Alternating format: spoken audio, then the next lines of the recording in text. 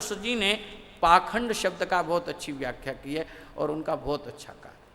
कहते हैं पाप पाप खंड खंड हो जाए, जैसे मिश्री है, आप उसे खंड खंड कर दें और खंड खंड करके सबको एक एक टुकड़ा दे दिया जाए तो सबके अंदर चलेगी मिश्री। तो मुझे बहुत अच्छा लगा कि पाखंड का मतलब होता है कि वो पाप खंड खंड होकर सबके अंदर प्रविष्ट हो गया, यानी सभी पापी हो गए, सभी पाखंडी हो गए। तो महाराज मैं गुजरात में कहीं में जी, वहाँ पाखंड बहुत है। हमारे गुरु भाई थे, हुआ करते थे, ये शायद जानते हैं बाबा संगम दास जी। एक हमारे गुरु भाई हुआ करते थे बजरंग दास जी महाराज, वो गुजरात में रहा करते थे। और एक हमारे गुरु भाई, और मुझे नाम उनका स्मरण वैसे जिह्वा पर है पर आ नहीं, शब्द नहीं आ रहे हैं, पंचम दास जी। पंचम दास जी हमारे गुरु भाई थे, तो वो बोलने में बड़े होशियार। अपने गुरु भाई गुरु जब वो गुजरात से आते थे तो वो कहा करते, हाँ बापू जाए छे, बापू जाए छे, यानी बापू जा रहा है। कैम करे छे बापू, क्यों करे छे? तो बोले महाराज आप नहीं जानते इनको। कैसे बापू? बोले कैसे हैं? कि बोले भक्तों से बाहर कहेगा हूँ घास खाऊं छू। हाँ कहाँ गया? वो है हेमू, वो एकदम घास खाऊं छू, हूँ घास खाऊं छू। और लोग तो गुजरात के लोग बड़े प्रभावित होते, बापू घास खाता है और घास खा के जीवन। वो कहे छे दुर्वासा घास खाए छे, दूबना रस पिए छे ना कुछ दुर्वासा, ऐसे दूरवा हारी दुर्वासा थी, तो ये दूब खाते हैं बाबा जी। तो जनता बड़ी, और बोले अंदर जब चला जाता था कमरे में तो हलवा खाया करता था बोले हलवा खाता था, दुनिया को दिखाने के लिए घास और अंदर खाने के लिए हलवा। तो इसको कहते हैं पाखंड, इसको कहते हैं ढोंग। दुनिया लूटी मक्कड़ से, रोटी खाई घी शक्कर से। हमारे साधुओं में कहावत है। कभी कभी साधुओं की बातें बता, आप कहोगे हमारी बातें बताते रहते महाराज। हाँ, तो इस प्रकार से भक्ति ने कहा कि महाराज गुजरात में मैं जर्जर हो गई, बूढ़ी हो गई। फिर हम लोगों ने सोचा, हमने सोचा कि ठाकुर जी युगल सरकार प्रिया प्रीतम ने श्री वृंदावन धाम में उनका प्राकट्य हुआ, यहाँ पर लीलाएं की हैं। हम ज्ञान वैराग्य और भक्ति हैं, क्यों न हम अपने उन्हीं स्वामी के उस क्षेत्र में चलें। ज्ञान भक्ति वैराग्य मिलकर वो श्री वृंदावन धाम में आ गए। आहा, वृंदावन का संयोग पा करके भक्ति महारानी युवा हो गई। तो श्री वृंदावन धाम में भक्ति हमेशा युवा है, लेकिन ज्ञान और वैराग्य बूढ़े के बूढ़े रह गए, बूढ़े के बूढ़े रह गए। अब माता युवा हो, 16 साल की हो, वर्ष की हो, और पुत्र 80 साल के हो। तो बोले महाराज मैं इस वृंदावन धाम में आ गई, मैं तो युवा हो गई, वृंदावन का संसर्ग पा करके आप लोग भी श्री वृंदावन में आओगे तो यहाँ का संसर्ग पा करके भक्ति में आप युवा हो जाओ। प्रभु श्री राम का ये शब्द है, शबरी को प्रभु श्री राम ने भामिनी शब्द प्रयोग किया, सुनो भामिनी बात। और भामिनी शब्द किसके लिए प्रयोग किया जाता है? जो नव यौवना नारी होती है, जिसकी अभी अभी विवाह हुआ है, 16 श्रृंगार करके चलती है, उसको नव यौवना नारी को सौदामिनी कहा जाता है, कामिनी कहा जाता है, भामिनी कहा जाता है। साहित्य में इस प्रकार के श्रृंगार रस के जो महापुरुष हैं इस प्रकार से नारी को व्यक्त करते हैं, शब्दों से उपमा देते हैं उसके। और वो शब्द प्रभु श्री राम ने नवदा भक्ति का ज्ञान देते हुए प्रभु श्री राम ने भामिनी शब्द प्रयोग। जबकि श्री माता शबरी बूढ़ी हैं, भील जाति की हैं, स्वरूप रूप भी उनका काला है, भील जाति के लोग ज़्यादा वैसे नहीं होते। तो उसके बाद में जब उनको ऐसा लगा तो उन्होंने भामिनी शब्द प्रयोग किया। तो उन्होंने कहा कि आप भक्ति में भामिनी हैं, यानी भक्ति आपकी इतनी बढ़ी चढ़ी है, तो इसका मतलब शरीर से कुछ लेना देना नहीं, यहाँ पर लेना देना है हमारी भक्ति से, हमारी साधना से, हमारी भजन से। शरीर कैसा भी हो, अगर आपके अंदर शबरी जैसी भक्ति, हालांकि शबरी व्यक्ति करती हैं अधम से अधम अधम अति नारी, तिन में मैं मत मंद अघारी। शबरी तो ये व्यक्त करती हैं, पर ऐसी जो शबरी हैं उनके सामने प्रभु श्री राम राघवेंद्र सरकार वहाँ पर खड़े हुए हैं। ये सबसे बड़ी बात है, राम उनके परमात्मा ठाकुर उनके द्वार पर खड़ा हुआ। आप सोचिए वो कैसी भगवत हूँ। और प्रभु श्री राम ने कहा है कि जिन 9 भक्तियों का मैंने वर्णन किया आपके सामने, वो 9 की 9 आप में है। कमाल की बात है ये। और प्रभु श्री राम कहते हैं 9 में से कोई एक भक्ति अगर किसी प्राणी में आ जाती है तो मैं उसे प्राप्त हो जाता हूँ। और आपके अंदर तो 9 की 9 भक्तियाँ हैं। ये नारियों की शक्ति है, ये नारियों की कमाल की भक्ति है। ये नहीं कि केवल पुरुष ही तपस्वी हुआ करते हैं, पुरुषों को ही परमात्मा मिला ना, एक से एक नारी में आप देखिए, नारियों ने भी एक से एक भक्ति की है और गजब की भक्ति इन्होंने की है। सूर्य और चंद्र को उन्होंने रोक दिया। ऐसी माता अनुसुईया ने आप देखिए, जब अत्रि महाराज बूढ़े हो गए और जब गंगा में स्नान करने नहीं जाते थे तो वहीं उन्होंने गंगा को प्रकट कर दिया। ऐसी माता है। तो ये तो सबके अंदर, आपके अंदर पुरुषत्व है, आपके अंदर नारीत्व है। अगर इसका हम संयम से शास्त्र अनुसार इस मर्यादा का पालन करते हैं तो जो शक्ति उनमें थी वो आप में भी प्रकट हो सकती है। तो भक्ति ने जब इस प्रकार से कहा कि वो अपनी कथा सुनाई तो भक्ति ने कहा कि महाराज आप कुछ कृपा करिए। जैसे हम लोग कहते हैं महाराज कुछ कृपा कर, वैसे ही भक्ति महारानी ने नारद जी से प्रार्थना की कि महाराज हमारे इन 2 पुत्रों का कुछ करिए। तो नारद जी ने कहा कि ठीक है देवी, आप देवी की प्रशंसा की भगवान ने। यहाँ बहुत बड़ा विशद वर्णन है। भक्ति ने यहाँ तक कहा कि भगवान ने क्यों कलयुग को आने दिया, ये सब क्यों किया। आज प्रसंग है, मैं तो मूल रूप से आपको श्रवण करा रहा हूँ क्योंकि 6:45 बजने जा रहे हैं, ठीक है। और हमने अभी दूसरी भी कथा आपको इस प्रसंग में सुनानी है। तो हमने इसमें संक्षेप में हम आपको इसको कहते हैं कि इस प्रकार से भक्ति की प्रार्थना सुन करके श्री नारद महाराज ने प्रयास किया और ज्ञान और वैराग्य को जगाने के लिए उन्होंने उसमें उनके कानों में गीता का पाठ सुनाया, वेदों का पाठ सुनाया, जो भी है उपनिषद का इत्यादि सब का पाठ सुनाया। थोड़ी देर को वो उठते, थोड़ी मूर्छा उनकी जागती और वो फिर धड़ाम से बेचारे नीचे वैसे ही पड़ जाते। नारद भी चिंतित हो गए कि मैंने इतने साधन कर लिए, ये सब कुछ कर लिया और उसके बावजूद भी, इसके बाद भी जो है ये ज्ञान और वैराग्य, जब किसी का काम कोई मंत्र सफल नहीं होता तो साधु भी निराश हो जाता। नारद भी निराश हो गए कि मेरा प्रयास कोई सफल नहीं, अब क्या करें। नारद जी ने कहा कि भक्ति आप चिंता मत करो, मैं कोशिश करूँगा, मेरा काम है कल्याण करना और मैं इनको अवश्य ही इनकी जो वैसी पूर्व स्थिति थी जैसे ये हुआ थे, मैं ज्ञान वैराग्य का कल्याण करने के लिए। उसी समय एक जब नारद जी हताश हुए तो एक व्योमवाणी हुई, आकाशवाणी हुई। आकाशवाणी हुई कि नारद आप प्रयास करो, आप इस कार्य में सफल होगे। अब इस कार्य में सफल होगे तो बोले महाराज कहाँ कैसे, बोले संतों से इसका हल आपको प्राप्त होगा। नारद जी ने भक्ति को सांत्वना दी कि माता आप यहाँ रहो और आप भक्ति की प्रशंसा की इन्होंने, जिससे भक्ति की निराशा खत्म हुई। आप तो भगवान की पत्नी हैं, आप तो परमात्मा की पत्नी हैं, आप जिसके भी हृदय में बैठ जाती हैं, स्वयं ठाकुर जी उसके घर आ जाते हैं, उसके हृदय में बैठ जाते हैं। इस प्रकार से भक्ति को ढाढ़स बनाया श्री नारद श्री ने इस प्रकार से, और नारद श्री उसकी खोज में निकल गए। खोज में निकलते निकलते संतों का यहाँ वर्णन किया है कि जिसके पास नारद इसको पूछते तो संत कोई उत्तर देता, कोई। अंत में वो निराश होकर श्री बद्री नारायण क्षेत्र में चले गए, विशालापुरी में चले गए। बोलिए बद्री नारायण भगवान की जय। वृंदावन में ही हमने श्री बद्री नारायण भगवान को प्रणाम कर लिया, नहीं तो वृंदावन से आप बद्रीनाथ जाओगे बहुत समय लगेगा। और भागवत कथा के माध्यम से हम विशालापुरी में पहुंच गए। तो वहाँ गए तो इनके बड़े भाई ज्येष्ठ भ्राता सनक सनंदन सनत कुमार वो मिल गए, दर्शन मिल गया।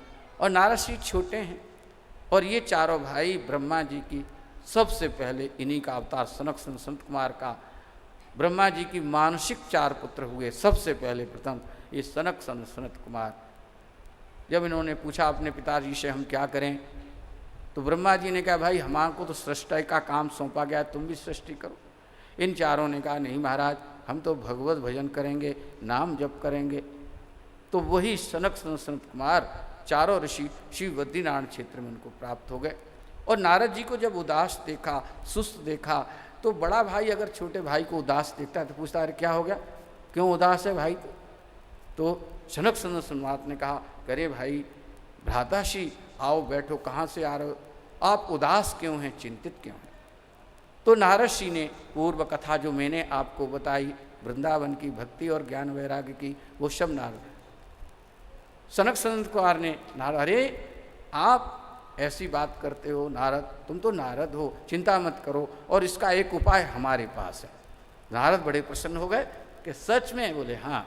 बोले उसका क्या उपाय है कि बोले श्रीमद् भागवत की कथा। क्या है, बोले श्रीमद् भागवत की कथा। बोलिए भागवत भगवान की जय। बोले भागवत भगवान की कथा आप सुनो। तो इससे कल तो नारद को शंका हुई कि महाराज मैंने वेदों को सुनाया, गीता को सुनाया, इन सबको सुनाया, तो क्या भागवत उनसे भी ऊंची है। सबकी शंका हो सकती है, आपकी भी शंका हो सकती है। तो सनक सनंदन ने कहा, अरे नारद तुम इस भेद को जब मैं बताऊंगा तो तुम भी समझ जाओगे। अरे देखो वेदोपनिषदा सारांजाता भागवती कथा। बोले ये भागवत कथा वेदों का और उपनिषदों का, इन सब का सार है, तत्व है। यहाँ वेदों का खंडन नहीं है, गीता का खंडन नहीं है, अनेक शास्त्रों का खंडन, किसी शास्त्र का खंडन नहीं है। मतलब ये है कि ये वेद उपनिषद जितने भी हैं उनका ये सार है। महात्मा जी सुबह कह रहे, अरे बाग बगीचों को क्या देखना, लकड़ी को तनों को क्या देना, सीधा सीधा आम का रस पी लो। प्रेम से बोलो जय श्री कृष्ण, जय जय श्री राधे। हाँ, बाग बगीचों को क्या देखना, टहनी पत्तों को क्या देखना, फूलों को क्या देखना, अरे आम का रस सीधा का सीधा पी लो। तो बोले भागवत कथा क्या है, बोले ये आम का रस है, ये ऐसा रस है। उन्होंने कहा कि जब, तो बोले महाराज जल्दी करो, ज्ञान और वैराग्य का कल्याण होना चाहिए। बोले वो कहाँ हैं, बोले वो वृंदावन में पढ़े। बोले कथा कहाँ सुनेंगे, बोले चलो हरिद्वार चलते हैं। हरिद्वार, तो कुछ विद्वान ऐसा मानते हैं ये कथा हरिद्वार में हुई, और कुछ विद्वान ऐसा मानते हैं ये कथा शुक तीर्थ में हुई। विद्वान जो महापुरुष हैं, कुछ विद्वान ऐसा मानते हैं कि ये कथा शुक तीर्थ में हुई, हरिद्वार में नहीं हुई। तो वो अपना प्रमाण देते हैं। बड़े बड़े महापुरुषों ने कहा, इसमें लिखा है गंगा द्वारे समीपे, कहते हैं ना समीपे। अगर गंगा द्वार में होती तो समीपे शब्द उसमें नहीं दिया जाता। समीपे यानी पास में कोई गंगा जी का दूसरा आनंद नाम का तट होगा।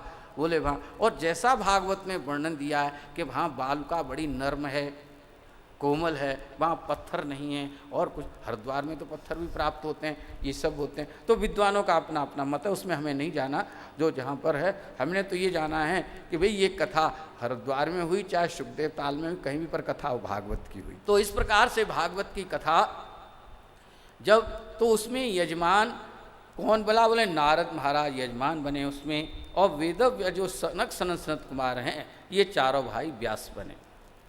जब ये लोग व्यास बने वहाँ पर, और इससे एक बहुत सुंदर संदेश आता है, यही नहीं कि केवल गृहस्थ ही यजमान बने, गृहस्थ तो यजमान बनते ही हैं, अगर साधु भी इसमें यजमान बन सकता है। किसी साधु को अपने आश्रम में जैसे कथा करानी होती है तो वो ये संकोच न करे कि मैं यजमान बनूंगा तो लोग क्या कहेंगे, ऐसा भाव मन में नहीं रखना चाहिए। नारद इत्यादि से हमें सीख लेनी चाहिए कि नारद जैसे परम विरक्त संत, ऐसे ब्रह्मज्ञानी जिन्होंने, भगवान ने जिनको वीणा दी हुई है, देवदत्ता में माम वीणा, जिन पर निरंतर कीर्तन करते हैं, ऐसे वेदव्यास भगवान जो नारद हैं वो भी भक्ति ज्ञान का, वैराग्य का कल्याण करने के लिए यजमान बनने को तैयार हो।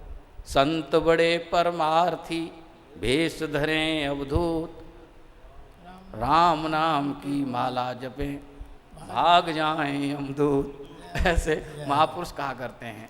संत बड़े परमार्थी शीतल जिनके अंग, तपल बुझावें और की देकर अपना संग है। साधु माई बाप हैं, साधु भाई बंध, साधु माई बाप हैं, साधु भाई बंध, संत मिलावे राम से काटे यम के फंद। जय जय श्री राधे, जय श्री राधे। तो ऐसे श्री नारद जी यजमान बन गए। अब ज़्यादा हम नहीं कहेंगे, कथा मतलब शुरू ही आनंद हुआ उसमें, और कथा में एक बड़ा आश्चर्य हुआ। आश्चर्य ये हुआ कि जो ज्ञान और वैराग्य जो वृंदावन में बूढ़े पड़े हुए थे, भक्ति तो युवा थी, और उस कथा में जब कथा हुई तो कथा के जो श्लोक हैं और श्लोकों के जो अर्थ हैं और अर्थ की जब व्याख्या सुखदेव सनक सनत कुमार ने की, जैसे आपके हृदय में हम सुना रहे हैं और आपके हृदय में परमात्मा का प्रेम जैसे अंदर से प्रकट हो रहा है, भक्ति ज्ञान वैराग्य आपके हृदय में प्रकट हो रहा है, वैसे ही सबके हृदय में वहाँ जितने श्रोता थे, ऋषि मुनि जितने भी गंगा के उस पाठ पर बैठ के सनक सनत कुमार कथा कर रहे थे, वो प्रचारित प्रसिद्ध थे, सब देव इसमें नाम दिया है ऋषियों के, सबके सब वहाँ पर आए, प्रकट हो गए। तो वहाँ ये आश्चर्य हुआ कि वो ज्ञान भक्ति और वैराग्य वहाँ एकदम उस कथा मंडप में प्रकट हो गए। बोलिए ज्ञान भक्ति वैराग्य की जय, श्रीमद् भागवत भगवान की जय। और वो प्रकट हो गए वहाँ पर। सारे श्रोताओं ने देखा, अरे ये कहाँ से आए, ये कहाँ से आए, ये कौन है। अचानक कोई यहाँ पर आकर प्रकट हो जाए तब कहेंगे कौन है, जिज्ञासा हो जाए। लोगों ने पूछा ये कौन है और ये कहाँ से आए, तो कुछ लोगों ने बताया कि अरे भाई ये भक्ति ज्ञान और वैराग्य हैं, और ये कथा के श्लोक जो हैं, कथा के जो व्याख्या की गई, अर्थ किया गया, उन्हीं से ये प्रकट हो गए यहाँ पर। और वहाँ पर क्या हुआ, वो इतने खुश हुए। किसी का जब दुख निवारण हो जाता है तो वो प्रसन्न हो जाता है, आनंद चित्त हो जाता है। ज्ञान और वैराग्य का दुख जब दूर हो गया तो उनकी माता को तो प्रसन्नता होगी, स्वाभाविक है। जब पुत्र हमारे ठीक हो गए तो भक्ति भी नृत्य करने लगी, ज्ञान और वैराग्य भी वहाँ पर नृत्य करने लगे। श्री कृष्ण गोविंद हरे मुरारे, हे नाथ नारायण वासुदेवा। श्री कृष्ण गोविंद हरे मुरारे, हे नाथ नारायण वासुदेवा। कृष्ण गोविंद हरे मुरारे, हे नाथ नारायण वासुदेव। श्री कृष्ण गोविंद हरे मुरारे, हे नाथ नारायण वासुदेव। हे नाथ नारायण वासुदेव, हे नाथ नारायण वासुदेव, हे नाथ नारायण वासुदेवा, हे नाथ नारायण वासुदेवा। श्री कृष्ण गोविंद हरे मुरारे, हे नाथ नारायण वासुदेव। बोलिए श्री वृंदावन बिहारी हरे लाल की जय। ज्ञान और वैराग्य वहाँ पर जब इस प्रकार से प्रकट हुए, खूब नृत्य हुआ और बड़ा आनंद हुआ लोगों को। तब ज्ञान और वैराग्य ने, भक्ति ने पूछा ऋषियों से कि महाराज आपकी कृपा से हमारा कल्याण हो गया, अब संतों की कृपा से सबका कल्याण हो जाता है। ये कथा प्रमाण है हमारा।